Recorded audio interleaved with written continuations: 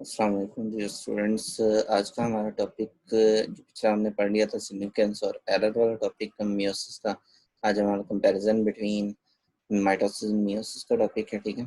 तो माइटोसिस और मियोसिस में जो कंपैरिजन है उसको हमने डिस्कस करना है इस टॉपिक के अंदर। जिस तरह हमें पता है कि मियोसिस 2 जो है वो सिमिलर है माइटोसिस के, ठीक है। तो मियोसिस 2 का तो इतना नहीं, लेकिन जो मियोसिस 1 और माइटोसिस उसका कंपैरिजन जो है वो करना है हमने। तो while meiosis 1 makes the actual difference between two cell division, इन जो डिफरेंस है वो है मियोसिस 1 की वजह से, ठीक है। तो the following chart describe the main differences between mitosis and meiosis 1। हमने मेनली डिफरेंस करने हैं किसके दरमियान, माइटोसिस और मियोसिस 1 के दरमियान, ठीक है। अब माइटोसिस और मियोसिस 1 के दरमियान क्या डिफरेंस है, तो यहाँ पर तरतीब से देखते जाएं तो ये आपके पास एक सिंगल सेल है जो इंटरफेस की क्या लें कैटेगरी पार कर चुका है, इंटरफेस के ऊपर है। अब इसके अंदर ऑर्गेनेलिज भी डबल हो गई हैं, इसके अंदर क्रोमेटिन भी डबल हो गया है, इसके अंदर बाकी सारा मटेरियल भी डबल हो चुका है, प्रोटीन्स भी बन चुकी हैं। अब अगर ये सोमैटिक सेल है तो माइटोसिस करेगा, जर्म सेल है तो मियोसिस करेगा, ठीक है। तो सोमैटिक सेल अगर माइटोसिस करेगा तो फिर क्या होगा कि इसके अंदर होमोलोगस क्रोमोसोम होंगे और डू नॉट फॉर्म पेयर्स, उनके पेयर्स जोड़े नहीं बनेंगे, बल्कि वो होमोलोगस क्रोमोसोम ही सिर्फ होंगे और उनके अंदर ना ही क्रोमोसोम की क्रॉसिंग ओवर होगी, जो प्रोफेज 1 में मियोसिस की हुई थी। यानी होमोलोगस क्रोमोसोम पेयर की फॉर्म में नहीं होंगे, क्रॉसिंग ओवर नहीं होगी, तो ये आपको देखें सिंगल सिंगल होमोलोगस क्रोमोसोम नजर आ रहे हैं, ठीक है। लेकिन यहाँ पर पेयरिंग ऑफ क्रोमोसोम होगी, क्रॉसिंग ओवर होगी बिटवीन होमोलोगस क्रोमोसोम। तो देखें जरा, ये पेयर बन गया, एक क्रोमोसोम के साथ होमोलोगस क्रोमोसोम के साथ दूसरा होमोलोगस क्रोमोसोम जो उसका कह रहे हैं नॉन सिस्टर क्रोमेटिड्स हैं, या आपस में जो है अटैच हो गए हैं, क्रोमोसोम जो है वो आपस में एक दूसरे के साथ अटैच होकर क्या हो गए हैं, एक टेट्राहेड या बाइवेलेंट बना रही है, ठीक है। तो ये टेट्राहेड जो बना है, ये बाइवेलेंट बना है, ये मियोसिस के प्रोफेज 1 में बनता है, ठीक है। तो यहाँ पर पेयरिंग होती है क्रोमोसोम की, क्रॉसिंग ओवर भी होती है, जैसे आपको यहाँ पर नजर आ रहा है ये छोटा सा पार्ट, यहाँ पर क्रॉसिंग ओवर हो रही है, ठीक है। आगे नीचे सेकंड हिस्सा देख लेते हैं। तो अब प्रोफेज में तो ये डिफरेंस आ गया कि वहाँ पर होमोलोगस क्रोमोसोम होते हैं, पेयर की फॉर्म में नहीं होते, क्रॉसिंग ओवर नहीं होती। यहाँ पर होमोलोगस क्रोमोसोम होते हैं, पेयर की फॉर्म में होते हैं और क्रॉसिंग ओवर भी होती है। आगे नेक्स्ट है प्रोफेज के बाद मेटाफेज। तो मेटाफेज दोनों का सेम है, लेकिन फ़र्क ये है कि वहाँ पर सिंगल क्रोमोसोम के अलाइन होते हैं मेटाफेज प्लेट पे। ये देखिए सिंगल सिंगल क्रोमोसोम जो है वो मेटाफेज प्लेट पे अलाइन हो रहे हैं यहाँ पर, ठीक है, दरमियान में इक्वेटर पे। लेकिन यहाँ पर सिंगल नहीं होंगे, यानी पेयर की फॉर्म में क्रोमोसोम जो है वो इक्वेटर पे अलाइन होंगे, ठीक है। और इनमें वो क्रॉसिंग ओवर हो चुकी होगी, ठीक है। लिखा हुआ है कि होमोलोगस, यहाँ पर homologous pair align to form metaphase plate. ये जो होमोलोगस क्रोमोसोम है ये मेटाफेज प्लेट के ऊपर अलाइन होंगे पेयर की फॉर्म, होमोलोगस पेयर जो है वो अलाइन होगा, ठीक है। आगे मेटाफेज के बाद एनाफेज देख लेते हैं। तो एनाफेज में क्या होगा, तो लिखा है chromosome break and individual chromatids are pulled toward poles. Chromosome जो है वो ब्रेक होगा, टूटेगा दरमियान से, और उसकी जो इंडिविजुअल क्रोमेटिड है, इंडिविजुअल मींस एक एक सिंगल सिंगल, ये देखिए ये सिंगल सिंगल सारे क्रोमेटिड जो हैं, ये सारे के सारे क्या होंगे, पोल्स की तरफ जाएंगे, ठीक है।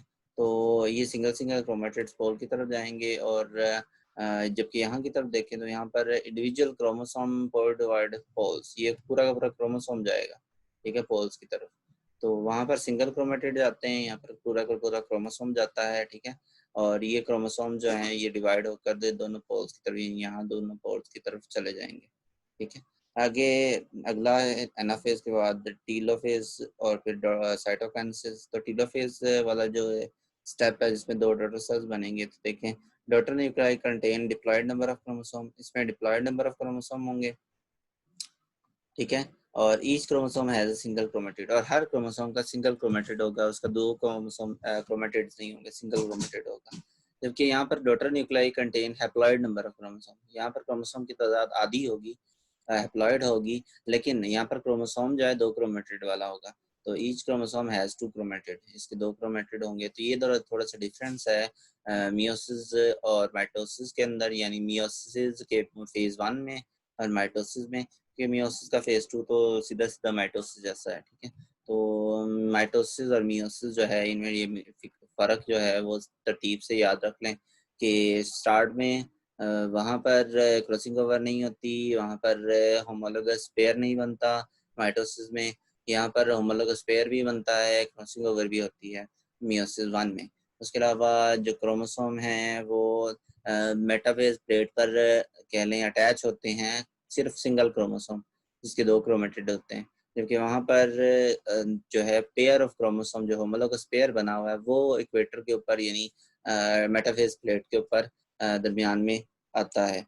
जबकि जो एनाफेज है उसके अंदर माइटोसिस के अंदर क्रोमोसोम जो जाते हैं पोल्स की तरफ वो सिंगल क्रोमेटिड की शक्ल में जाते हैं, जबकि मियोसिस वन के अंदर क्रोमोसोम सिंगल क्रोमेटिड की शक्ल में नहीं जाते बल्कि पूरे के पूरे क्रोमोसोम होमोलोगस क्रोमोसोम की शक्ल में जाते हैं। ठीक है।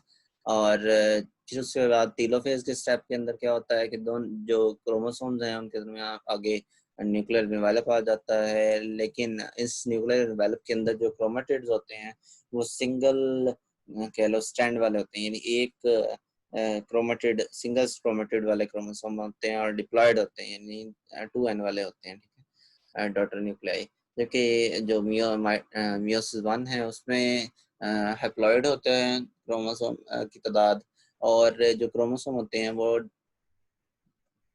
जो उसका क्रोमोसोम है वो अ, 2 क्रोमेटिड रखता है, दरमियान में सेंट्रोमियर से अटैच भी होता है, जैसा कि यहाँ पर शक्ल में दिखाया भी हुआ है कि ये क्रोमोसोम 2 बाजू रख रहा है और इसके दरमियान में सेंट्रोमियर भी है। ठीक है, ये है माइटोसिस और मियोसिस में वाज़ेह डिफरेंस। ये लॉन्ग क्वेश्चन आ भी सकता है, तो आपने लॉन्ग क्वेश्चन को डायग्राम के साथ बताना है पॉइंट वाइज। ठीक है, तो ये आपका लॉन्ग क्वेश्चन कंप्लीट होता है। ठीक है, नेक्स्ट जो हमारा कल का लेक्चर होगा वो होगा एपोप्टोसिस और नेक्रोसिस के ऊपर। ठीक है, एपोप्टोसिस और नेक्रोसिस क्या है, तो एपोप्टोसिस और नेक्रोसिस के बारे में हम कल पढ़ेंगे कि सेल की जो सडन डेथ होती है उस डेथ की फिनोमेना को हम एपोप्टोसिस या नेक्रोसिस कहते हैं।